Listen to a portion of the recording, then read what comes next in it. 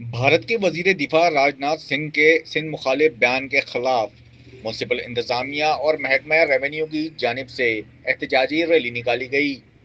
Rally مختلف راستوں سے گزرتی ہوئی ماتلی پریس کلب پہنچی، جہاں شرکا نے بھارتی بیان کے خلاف سخت رد عمل دیتے ہوئے بھرپور نعرے بازی کی۔ احتجاجی ریلی سے خطاب کرتے ہوئے میونسپل کمیٹی ماتلی کے چیف آفیسر عتیق قائم خانی، صابر کشمیری، ستار کشمیری، غلام حسین شاہ، علی رضا سومرو و دیگر نے کہا کہ بھارتی وزیر دفاع کے بیانات پاکستان اور سندھ کے عوام کے خلاف کھلی اشتعال انگیزی ہیں، جنہیں کسی صورت برداشت نہیں کیا جائے گا۔ مقررین کا کہنا تھا کہ بھارت کی جارحانہ اور اشتعال انگیز پالیسیاں خطے کے امن کے لیے سنگین خطرہ ہیں۔